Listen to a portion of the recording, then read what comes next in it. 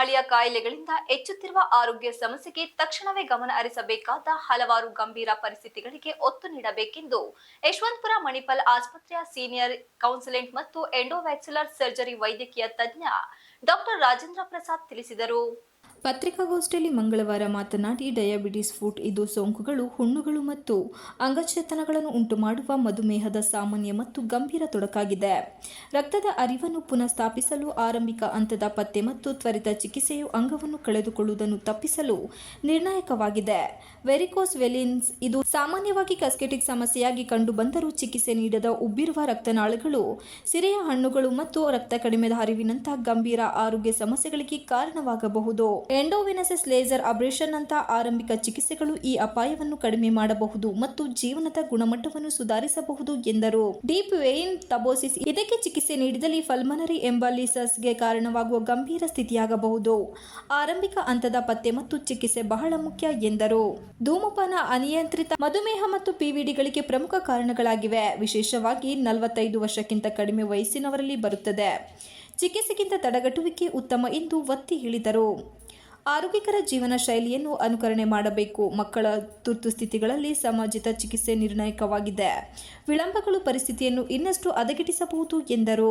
ಉಸಿರಾಟದ ಸಮಸ್ಯೆಗಳು, ಆಘಾತ, ಅಲರ್ಜಿಯ ಪ್ರಕ್ರಿಯೆಗಳು, ಗಾಯಗಳು ಮತ್ತು ರೋಗಗ್ರಸ್ತವಾಗುವಿಕೆಗಳು ಸೇರಿದಂತೆ ಮಕ್ಕಳಲ್ಲಿ ಕಾಡುವ ಅತ್ಯಂತ ಸಾಮಾನ್ಯವಾದ ತುರ್ತುಸ್ಥಿತಿಗಳನ್ನು ತಿಳಿಸಿದರು. ಮಗುವಿಗೆ ಉಸಿರಾಟದ ತೊಂದರೆ, ನಿರಂತರ ವಾಂತಿ, ಮೂರ್ಛೆ ಅಥವಾ ಅಸಾಮಾನ್ಯ ನಡವಳಿಕೆಯಂಥ ಗಂಭೀರ ತೊಂದರೆಯ ರೋಗ ಲಕ್ಷಣಗಳು ಕಾಣಿಸಿಕೊಂಡರೆ ಪೋಷಕರು ಆ ಕೂಡಲೇ ತುರ್ತು ವೈದ್ಯಕೀಯ ಸಹಾಯವನ್ನು ಪಡೆಯಬೇಕು ಎಂದು ಹೇಳಿದರು. ಪ್ರತಿ ತಿಂಗಳ 3ನೇ ಮಂಗಳವಾರ ಹಾಸನ ನಗರದ ಸಂಪಿಗೆ ರಸ್ತೆಯಲ್ಲಿರುವ ಮಂಗಳ ಆಸ್ಪತ್ರೆಯಲ್ಲಿ ಸಮಯ ಬೆಳಿಗ್ಗೆ 10 ರಿಂದ ಮಧ್ಯಾಹ್ನ 12 ಗಂಟೆಯವರೆಗೆ ಲಭ್ಯವಿದ್ದು ಮತ್ತು ನಗರದ ಶಂಕರಮಠ ಬಳಿ ಇರುವ ಜನಪ್ರಿಯ ಆಸ್ಪತ್ರೆಯಲ್ಲಿ ಮಧ್ಯಾಹ್ನ 12 ರಿಂದ ಮಧ್ಯಾಹ್ನ 2 ಗಂಟೆವರೆಗೂ ಆಗಮಿಸಲಿರುವುದಾಗಿ ಹೇಳಿದರು. ಊಟ ಮಾಡೋದು ತುಂಬಾ ಇಂಪಾರ್ಟೆಂಟ್. ಅವಾಗ ಮಗುಗೂ ಆ ಡಿಸಿಪ್ಲಿನ್ ಬರುತ್ತೆ.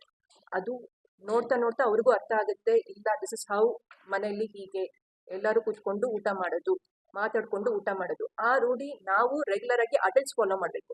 ನಮ್ಮಲ್ಲಿ ಮೋಸ್ಟ್ ಆಫ್ ದ ಟೈಮ್ ನಾವೇ ಟಿವಿ ಆನ್ ಮಾಡ್ಕೊಂಡ್ಬಿಟ್ಟು ಊಟ ಮಾಡ್ತೀವಲ್ವಾ. So that practice has to come down. ಇಲ್ಲಾಂದ್ರೆ ಅವರಿಗೆ ಎಷ್ಟು ತಿಂತಾ ಇದ್ದಾರೆ, ಏನ್ ತಿಂತಾ ಇದ್ದಾರೆ ಅನ್ನೋದು ಅವರಿಗೆ ಬ್ರೈನ್ ರೆಕಗ್ನೈಸ್ ಮಾಡೋದಿಲ್ಲ.